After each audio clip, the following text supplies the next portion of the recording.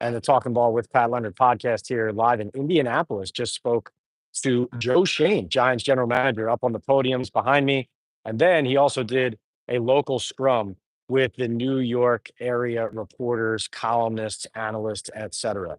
And the major takeaway is this: Joe Schoen said he's all for big swings at the quarterback position.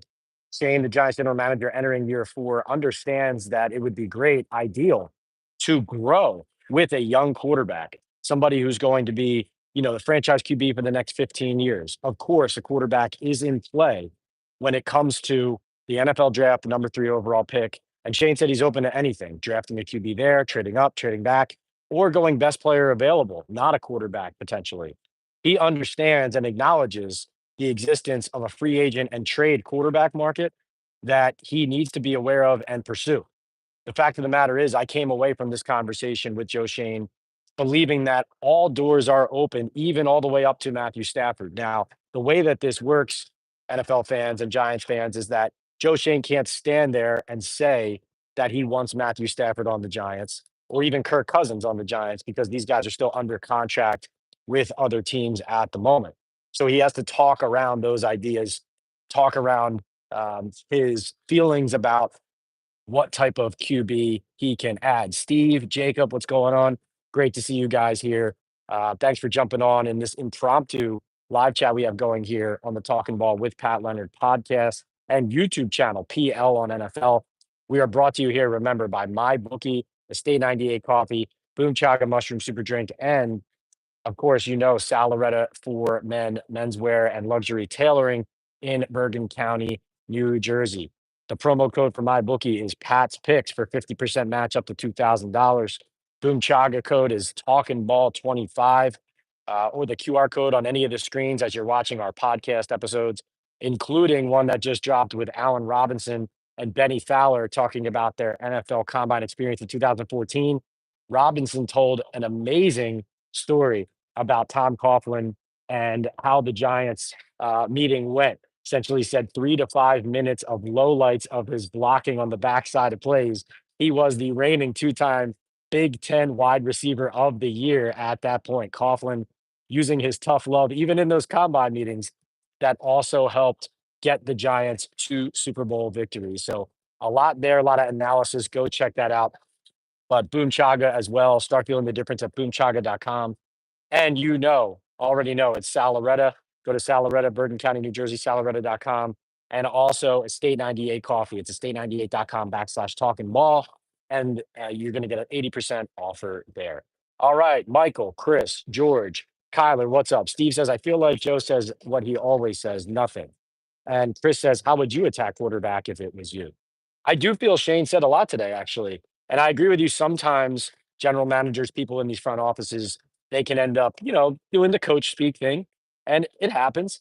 But, you know, like I said, there are topics that they can't divulge yet. Like, for example, when Joe Shane talks about Cam Ward, Shador Sanders, he can't lay out right now his feelings about both players, both people. He's still got meetings coming up with them. They're still visiting the Giants facility. He's still taking them to dinner. He's still doing that vetting process. It's already ongoing. There's no question about it that based on what Joe Shane said up there, they're incredibly familiar with Shador Sanders from their scouting process. Cam Ward, he acknowledged, still working through getting to know, familiarizing each other, with that process, quarterback to team and team to quarterback. So it did not, it did not surprise me, or nothing changed from my understanding of how the Giants pre-draft scouting process has gone so far at the quarterback position, where Shador Sanders and frequent trips out to Colorado and Boulder, where Travis Hunter, the Heisman winner, also was obviously playing and practicing. The Giants went out to games, they went out to practices. They were out there doing a lot of work on those players, both guys projected as top 5 picks in this draft. So that's still where it stands to me. Like, if they're going quarterback there, Shador Sanders still seems like the name that's bubbling higher. But like I said, I do believe the headline at the moment right now, in my opinion, is Joe Shane not ruling out a Stafford-like trade or acquisition, or even like a veteran free agent signing if it's not Stafford. So the main takeaway of today is that Joe Shane said they're going to try to pursue and acquire or get or draft the quarterback who gives them the best chance to win this season. He even mentioned that you want to go into the draft with a team that can play that fall if you had to. So that means that not leaving doors wide open at key positions like that coming out of free agency or the trade cycle as you approach having the number 3 overall pick. They're not going to go blind and bare into the draft in late April without making a key investment.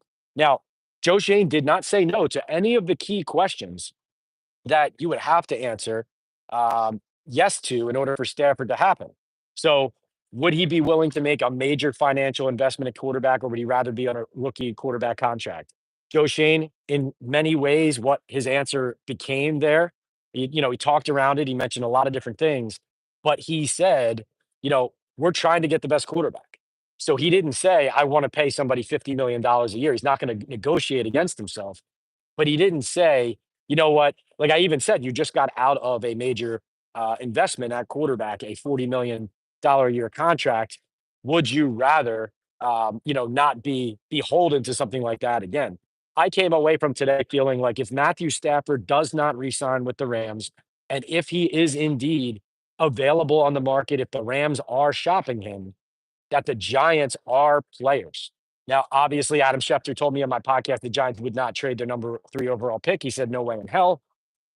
And hard to argue with that because as I wrote in the New York Daily News today, I do feel like if you're Joe Shane, the best way to operate here, yeah, listen, there's a lot of feelings about what it would mean to go get Matthew Stafford. A lot of fans think that it would be quote desperate for Joe Shane to make that type of play, try to save his job, right? Expending assets that aren't going to be his.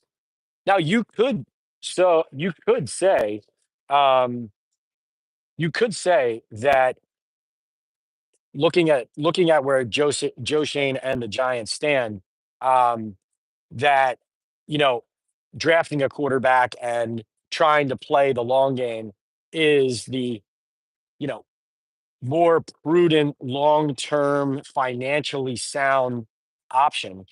But from my vantage point, it's not necessarily desperate to spend assets and money on a Matthew Stafford, then maybe go mid round on a quarterback, take a swing, because then you're improving the team now. You need to have a competitive team on the field.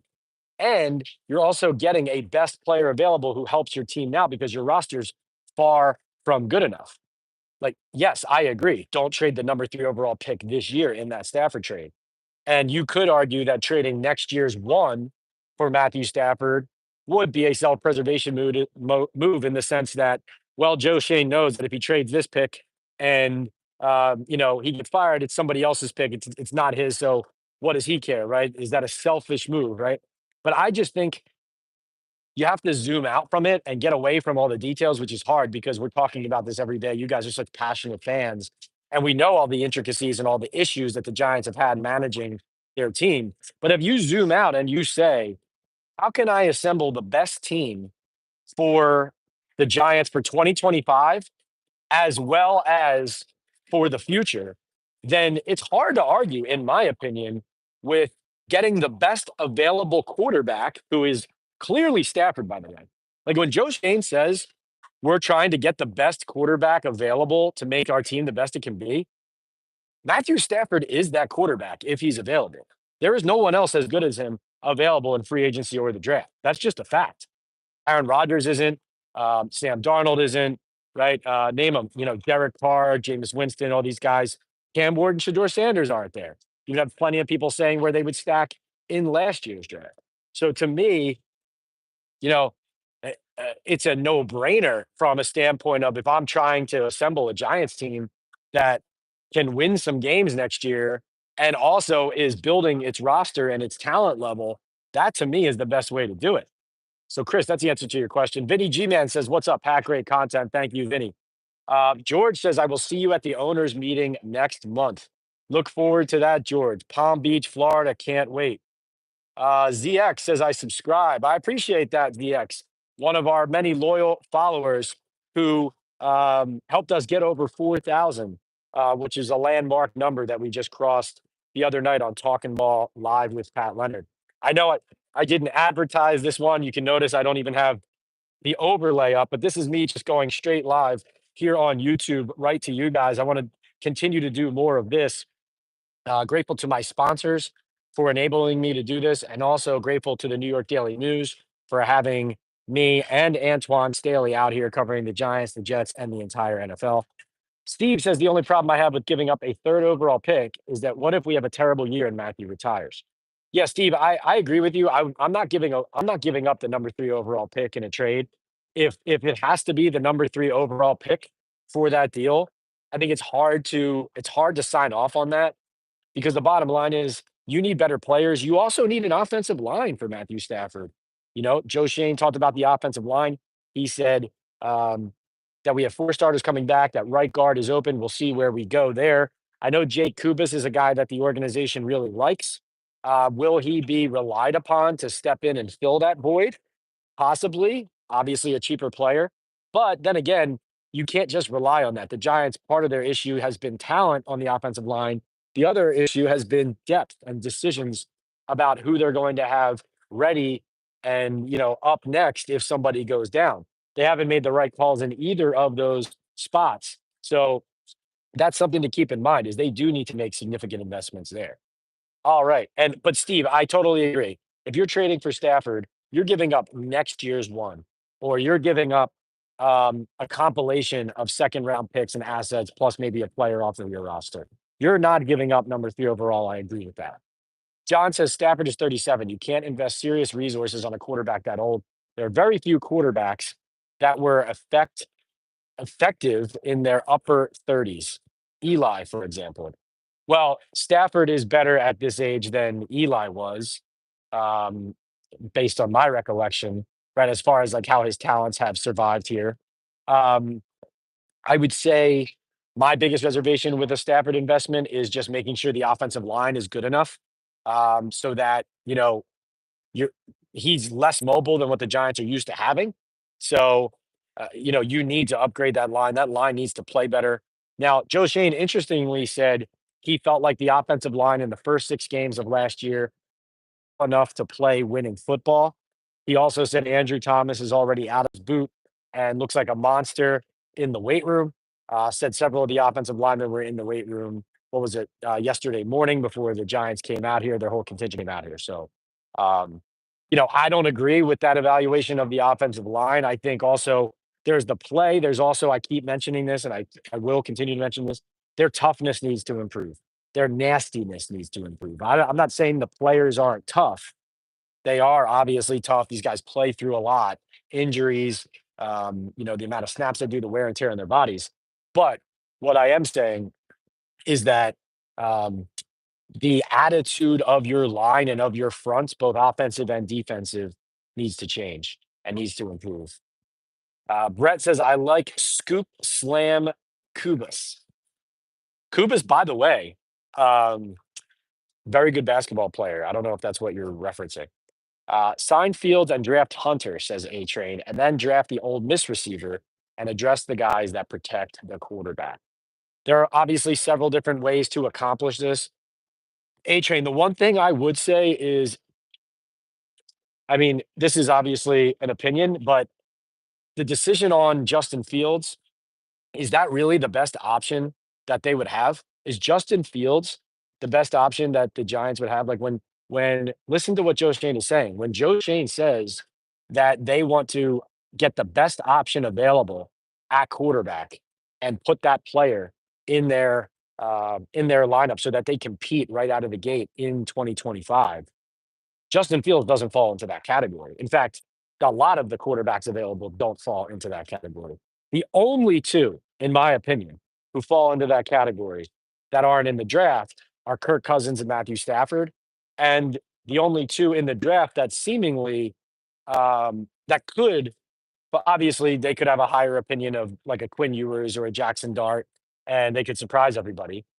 But either they have that type of opinion of a, you know, uh, like a Cam Ward or Shador Sanders, or it's Stafford or Kirk Cousins. Like, I don't think, based on listening to Joe Shane today, I did not hear him talking about players like Justin Fields when he said, the best quarterback available to help us win games. All right. Let's see. How aggressive do you see us being in free agency, says Dan? Safety, guard, DT splashes, pushing Burns, Dex, and AT cap down the line since $140 million in 2026.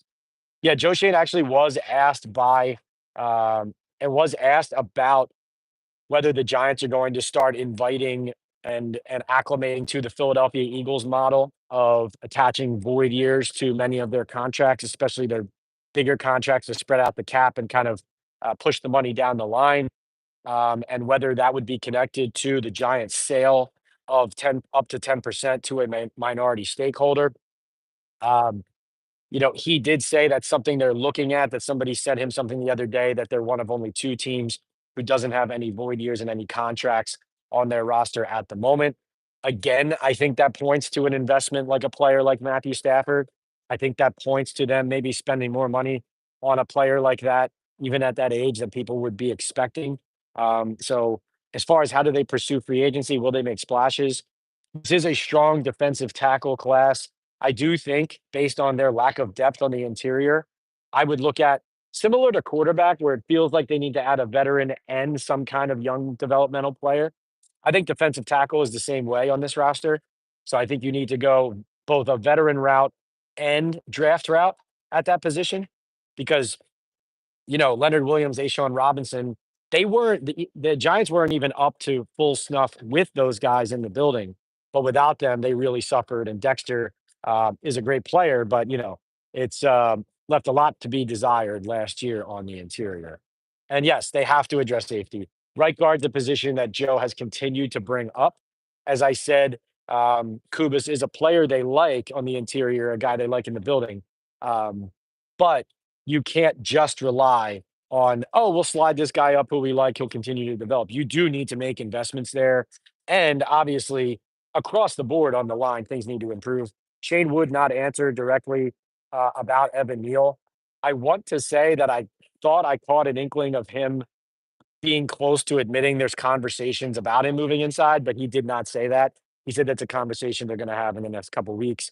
And actually, Vinny just asked me that here. What's the latest with Evan Neal? Are they moving him to guard?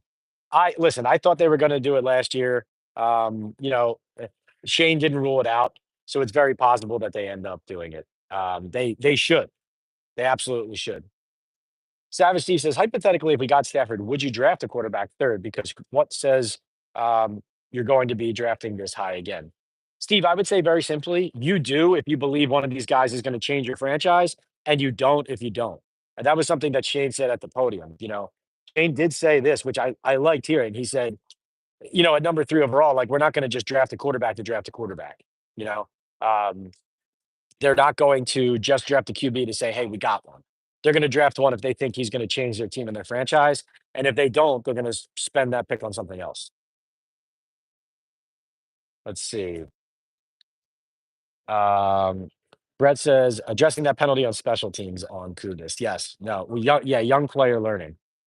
Um, let's see. John says, Pat, do you think a combine trade would happen? Oh, Pat, do you think a trade would happen before or after the combine?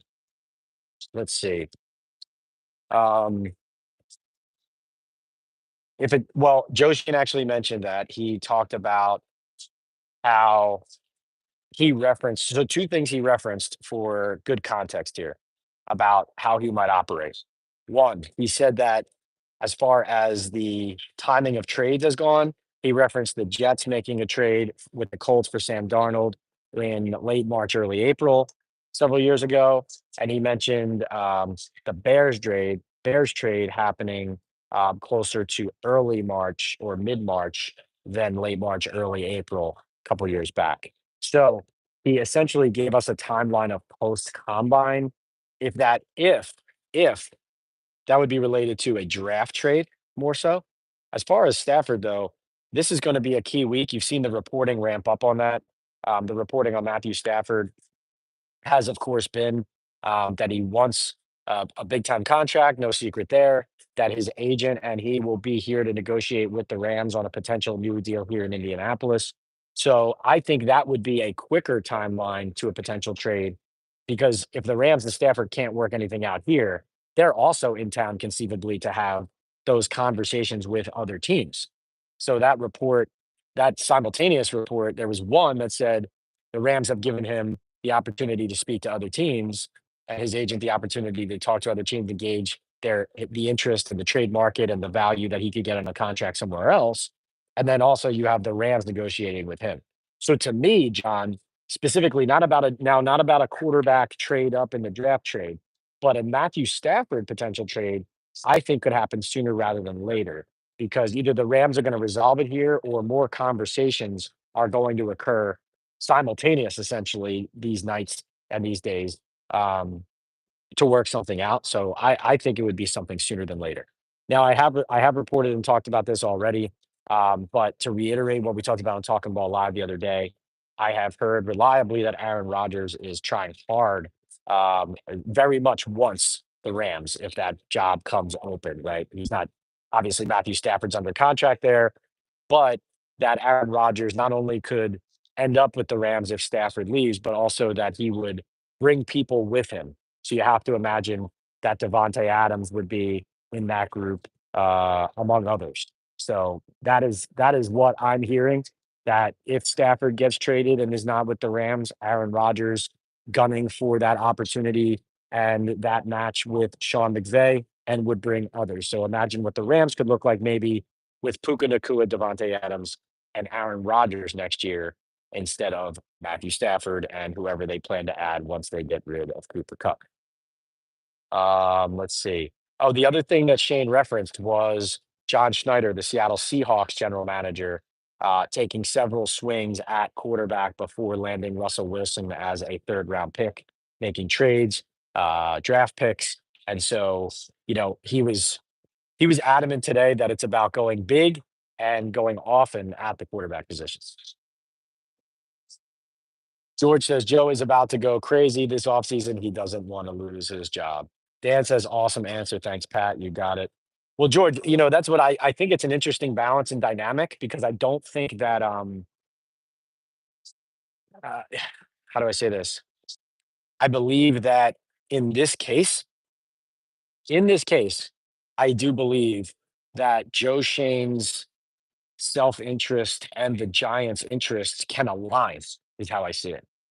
Like what could save his job also could be what ends up being best for the team this year. I don't think they're mutually exclusive. That's how I would say it. Scott says, Pat, please come back to covering the Rangers. We miss you doing it. Well, you might not miss me if I was being super critical of a Rangers team that's under delivering, right? Because I would be critical. But I will say the Rangers fan base was super appreciative of my insight, whether it was critical, whether it was praiseworthy, or praising the team. I do think that all of that was a great experience and it's a great fan base as well. So I wouldn't hate that.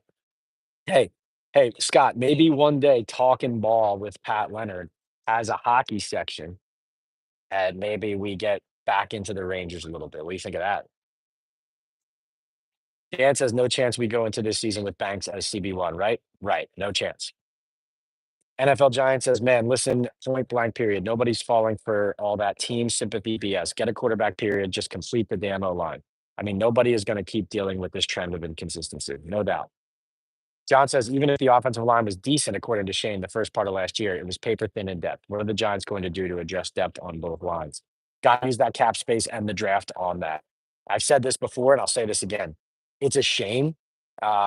First, let me remind you our sponsors here: My Bookie, Boom Chaga, Estate 98 Coffee, and Sal Loretta for Men. My Bookie, we crushed it betting this season, almost 55% hit rate on our bets against the spread, almost swept the Super Bowl with our Eagles money line over Saquon 25 carries, Devontae Smith anytime touchdown. So use the Pats picks code, get a 50% match up to 2 grand. Do that before March Madness here. March Madness is coming up. My bookie's the place for that. Boom Chaga Mushroom Super Drink, natural extract loaded with anti-inflammatory, immune boosting antioxidants and heart healthy compounds. Start feeling the difference today. Boomchaga.com. And the code there is Talking Ball 25. There's also a QR code on the screen wherever you find my podcast here on the YouTube channel. Go watch that Allen Robinson, Benny Fowler podcast that I just posted. A great interview, hour long, but be great for great for a drive or get you through the workday. A lot of fun conversation about current NFL and post or previous past NFL stories. Also, estate98.com /talking ball for 80% off a natural specialty coffee concentrate. Makes a quick hot or iced coffee on the go, as well as a good espresso martini mixer. And Salaretta for men, keeping us clean here in Indianapolis at the 2025 NFL Combine. Luxury menswear and tailoring in Bergen County, New Jersey, Midland Park. Go there. Tell them Pat sent you of Talking Ball with Pat Leonard. So, um, John, to address depth on both lines, I think you have to attack it all the way across the board. What I was starting to say before I did those quick ad reads was my ideal scenario for the Giants this year would be drafting an O lineman at 3 if there was one worthy of that. So far, from talking to people, nobody believes that there is a prospect in this draft at those positions, whether it's on the interior or at tackle, an offensive line, that would be worthy of that selection. Now, obviously, it's in the eye of the beholder. Maybe somebody climbs up the board, a Will Campbell. The Giants feel better about a player like that than somebody else would at that spot, or maybe you look at a trade down. Maybe you're trading down and you're landing that offensive lineman and more assets. I know people don't want to see that though. You want to see that high pick land you either a quarterback or a premier player, which is still most likely. But to your point, John, and to the point of NFL Giants right before you, you know, the ideal scenario here is to find some way, any way, to upgrade the offensive line, especially, well, really, it doesn't matter who your quarterback is. You need to protect them better, but especially if it's a guy like Matthew Stafford, who's not as mobile as what you're accustomed to having. And you have Dable's offense, which puts a lot on the QB. And really, the only time it's ever looked consistently explosive is when he had Josh Allen, running around doing whatever he did because he's an absolute like specimen and unicorn of a player. And okay. Dan says, expect anything out of Slayton, Aziz, or Pinnock to return. Um, I would rank it as most likely to least likely. I would say Slayton, Aziz, Pinnock. My guess is at least two out of those three are gone. Slayton could be back, but it could be all three. Like I said, can't afford to let leadership out of your building, in my opinion, but Slayton could get paid elsewhere and honestly would love to see him thrive on a good offense. Getting Matthew Stafford could make a lot of wide receivers happy and get them the ball more. That problem with Rodgers, have to get him and his friends. Right, it is interesting, right? It's like you can't just get Rodgers, you get everything that comes with him. Do you think Cup comes with Stafford if he's traded to New York? Steve, I think those dots connect, I think they connect, especially because the Giants need more out of their slot position. Like the way they're using Wandale Robinson, the way his production is not where it needs to be at that spot. Cooper Cup obviously has been viewed as having lost a step, but you would have to think he would be an upgrade. Um, let's see. Scott says, no, I would appreciate it a ton if you covered the Rangers, and I know you wouldn't hold back on Drury. That's why we want you back. I appreciate that, Scott. Um, let's see. This is the most exciting I've ever seen Joe. He's up to something, chat. George says. That's insightful, George. He was in a pretty good mood, right?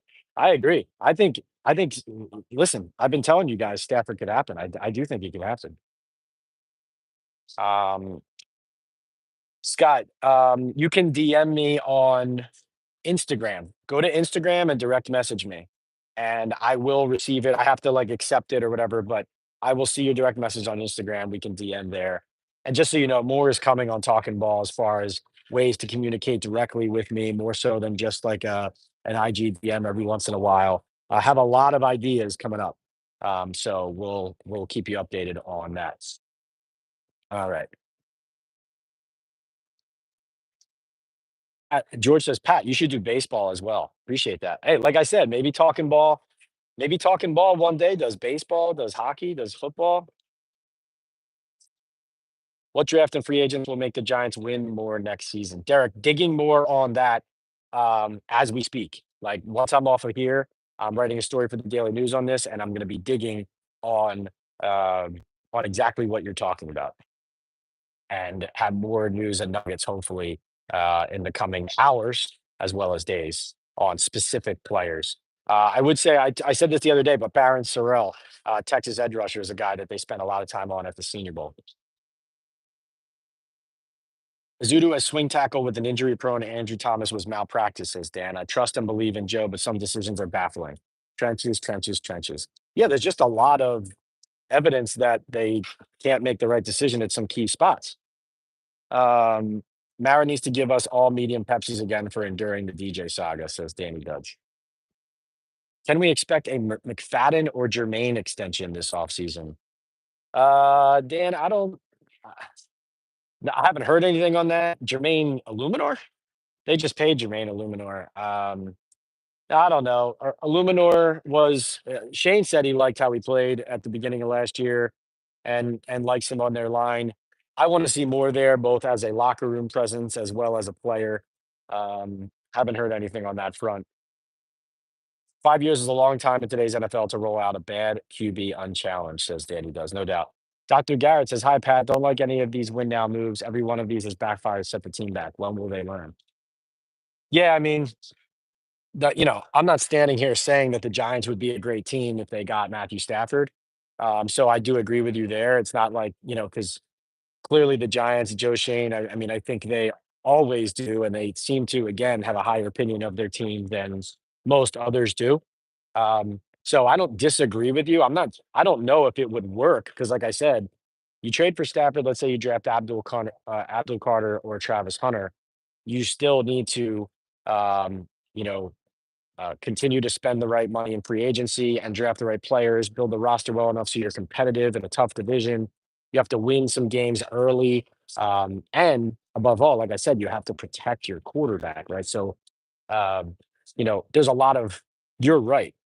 It's possible that, and, it's possible you could make an investment in Stafford and get a great player at three. And then even with all of that, it's not a good enough team and it backfires and sets them back again. You're totally right about that.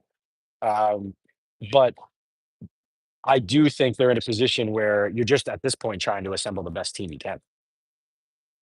Let's see. Dan, thank you so much for being here, especially on no notice at all. Really appreciate you. Thanks for your contributions. NFL Giant says your honest thoughts about Mara and Tish family owning this organization. Steve Tisch, we haven't seen him around much. And John Mara, I lost faith and understanding in exactly what his standard is after listening to his post game or postseason press conference about Brian Dable and Joe Shane. It felt like he was acknowledging everything was completely unacceptable, but then was not making any judgment, or there was no reckoning. There was no um, plan of how to pivot. There was just like a hope that things were going to get better and change.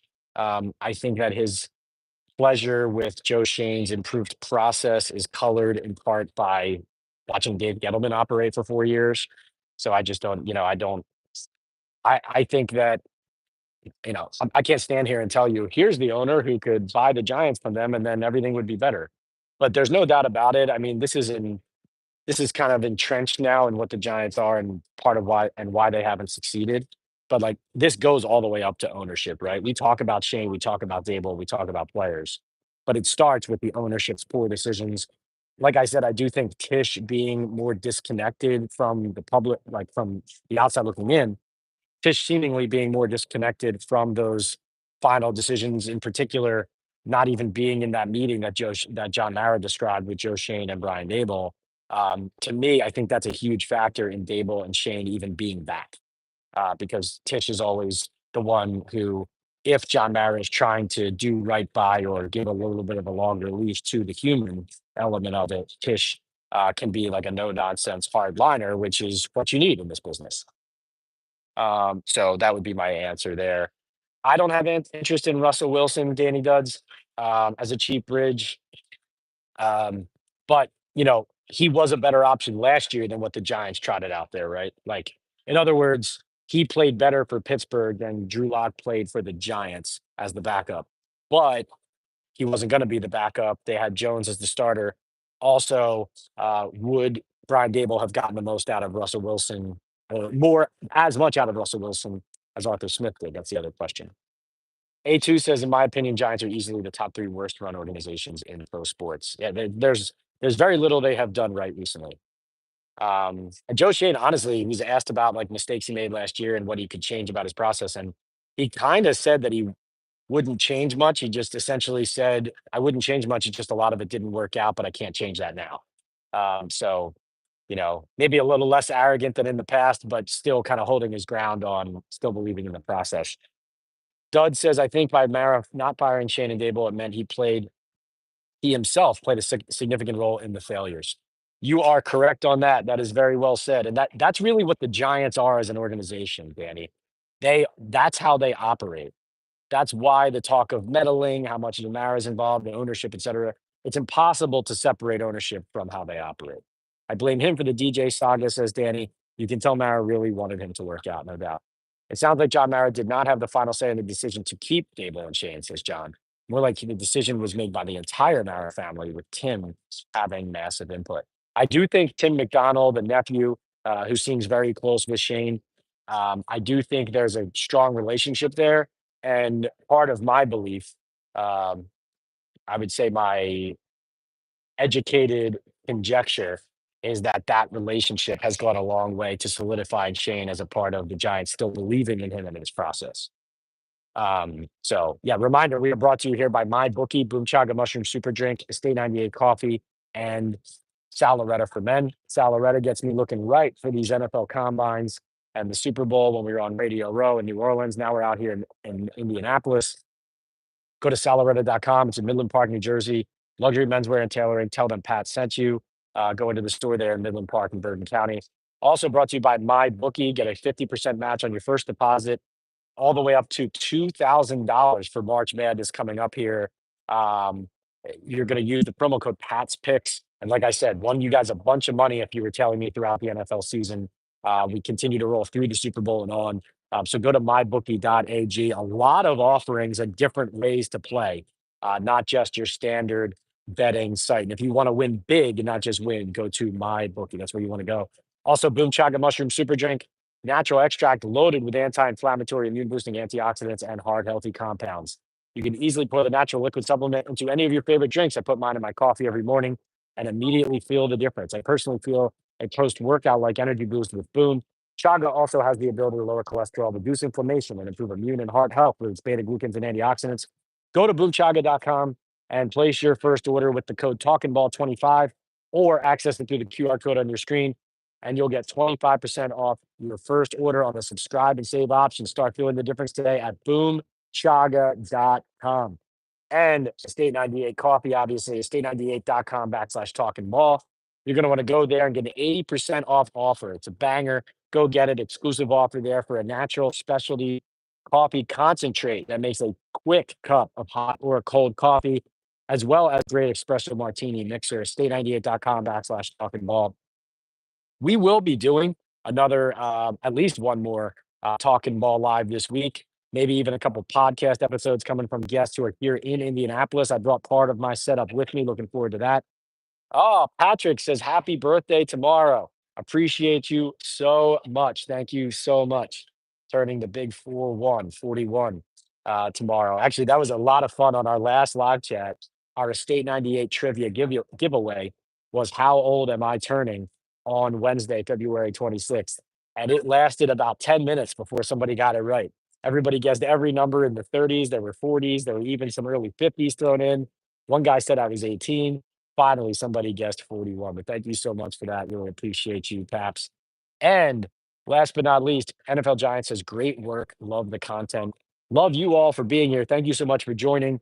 If you're just tuning in late in these last few minutes, go back, listen to our full takeaways here on the YouTube channel, PL on NFL, as well as on the Believe Network. You can catch me there, all my episodes there. Like I said, a great episode with some great stories and analysis with Alan Robinson and Benny Fowler right now on the website, on my YouTube channel, PL on NFL. And make sure you check out my content and my writing on the New York Daily News website, nydailynews.com/sports.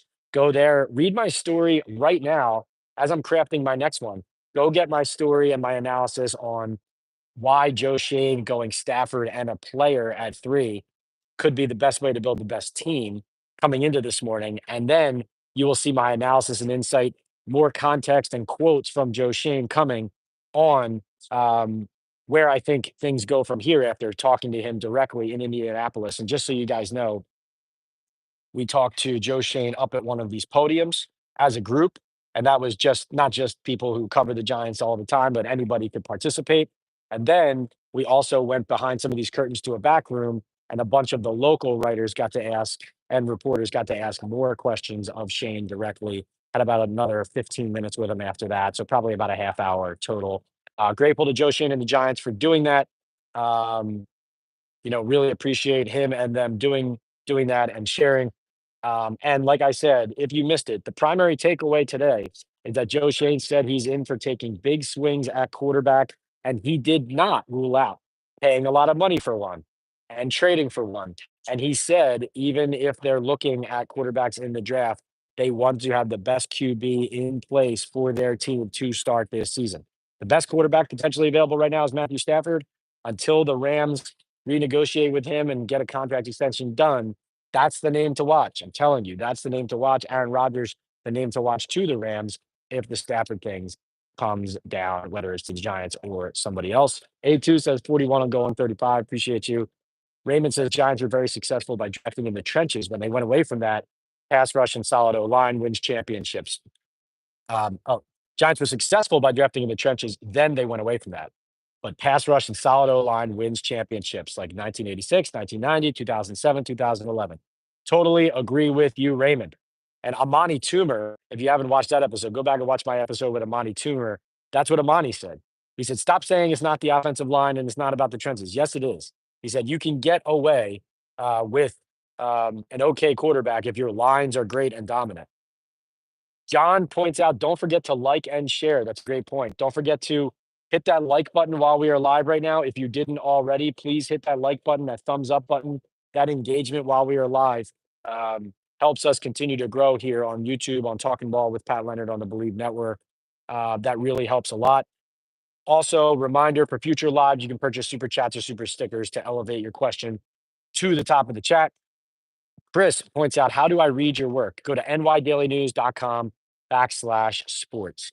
It's a subscription website, Chris, but it is very affordable.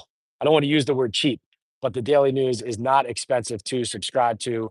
It's well worth it. You're getting a lot more content in addition to the football coverage I'm giving you there. So it's nydailynews.com/sports. Ken says, if a team trades up, is it protocol to disclose to the team what their pick will be? If, say, the Titans will state to them, we are taking player X. That's not protocol. I mean, it would be, I would say this, like the Giants, let's say the Giants were coming up to number one for a quarterback. The Titans are trading out of that spot. And so it's obvious that even if the Titans need a QB, they're giving away the opportunity to draft said player. So if the Titans are like, well, we'll trade back to three, but only if you're not drafting Shador Sanders, right? That doesn't make a lot of sense.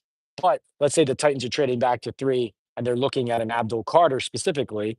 They might say, hey, just wanted to make sure you're coming up with for a quarterback because here's the player we want. But obviously, we'll let you could try to find that out. But obviously, teams don't want to tip their hand because you're also negotiating on what the leverage is going to be with the draft pick. So those conversations happen in generalities and feelers get put out. It's more about kind of piecing things together. Good question. Rich says, Pat, maybe the best thing for Shane and Dable and long term for the Giants is to trade back, get a bunch of picks in this year's draft Milrow, address positions of need, and sign a veteran quarterback. Milrow doesn't do it for me at this moment. I mean, I'm not a draft Nick like some of the other experts I'll be talking to throughout this week, but you're right that more assets could mean more kicks at the can, which could mean more players and getting just an overall better roster that's more competitive. So that is definitely an option. Iconic, what's up? Says Pat, can you ask Joe if he's going to reach for a trade to save their job? He did say a trade is on the table, but he said have to believe in what you're trading for, right? Like if they think whether it's veteran quarterback like Stafford or a player like Shador Sanders or Cam Ward, if you're trading up to one hypothetically, he said everything's on the table, but it has to be a player you believe is going to change your franchise. Doctor says, and like I said, I do think Shane's self-interest and the Giants' interest could align in this offseason. Garrett says, still can't believe they're running this back. It will be open season on these clowns if they struggle early. I can already hear you asking about their job security in week two. Just to be clear, I wasn't wrong about asking about Dable's job security in week two last year. I mean, he was on the verge of getting fired. If they don't win in Cleveland, who knows in week three? Lastly, I'll leave you on this. A very funny part of today was Joe Shane talking about how his son is a quarterback, and someone asked, "What is your with your son being a QB? What are the traits you look for?" He said, "Completions and wins." And I asked, and actually, I have to give credit to Sam Monson, who is a great does great work for the 33rd team. Was with Pro Football Focus for a long time. Sam Monson and I were talking prior to the press conference, and he joked, "I wonder who Shane's son likes in this draft," because obviously the famous clip from Hard Knocks was that he likes Jaden Daniels, and the Giants end up not getting him. Washington gets him at two. He changes their franchise. So I then, with that in my head, as Shane gives that answer about his son, I said, "Who does he like in the draft?" And Shane was funny. He said that he said, "Yeah, he said, "Yeah, that was funny," but he said, "Hey, FYI, what happened last year, he won't say it," meaning his son, but he said he knows where that idea came from. It wasn't his original idea. So that was Shane's way of putting on the public record, "Hey, just so you know, the reason that my son said Jaden Daniels is because I said Jaden Daniels, and I loved him, so that's why he did." That's essentially what he was saying. So that was a funny quote. And then he was also asked, because the NFL still hasn't found somebody else, some other team to do an offseason hard knocks. The Giants did, obviously, it was a disastrous result, revealing everything that they did wrong. So um, he was asked if any teams or other GMs have reached out to him about whether the like what advice he would give them, whether they should do it or not, how it went. And he said, "No, no one's reached out to me about that and asked me that, but I know what I would tell them." We laughed and joked about that. So good sense of humor about that. All right, guys, this has been a fantastic talking ball impromptu live here on the YouTube channel PL on NFL. Subscribe if you haven't already. Hit those like buttons if you haven't already. Go watch our podcasts that are up now. Monty Toomer, Rick Hoffman from Suits. That was a great one prior to the Super Bowl. All of our great Super Bowl episodes, as well as Benny Fowler and Allen Robinson, the second just dropped. Ken Peters says, "Call me crazy, but I think Mac Jones would be a perfect low cost bridge quarterback. Similar rookie year to Bo Nix under Daniels in New England, then struggled with Patricia." I see where you're going with that logically. That would not be my choice. But guys, thank you so much, and look for my coverage soon and my writing soon on the New York Daily News website, and much more to come here on the YouTube channel, on social media, IG, and everywhere else on this YouTube channel. It's PL on NFL is the handle, and on X, it's P Leonard NYDN. See you guys next time. Thanks so much for joining.